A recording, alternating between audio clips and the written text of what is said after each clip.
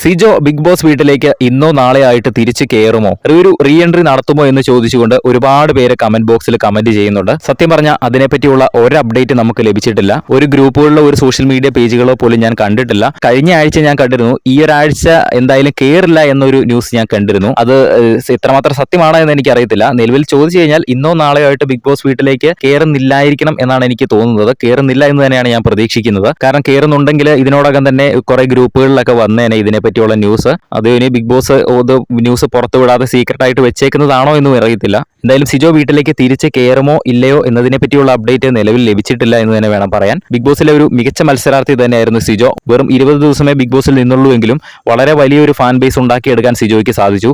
അതുകൊണ്ട് തന്നെ ഇനി ബിഗ് ബോസിലേക്ക് റീ എൻട്രി ചെയ്ത് കയറിയാലും ടോപ്പ് 5ലേക്ക് എത്താൻ സാധ്യതയുള്ള ഒരു മത്സരാർത്ഥിയാണ് സിജോ.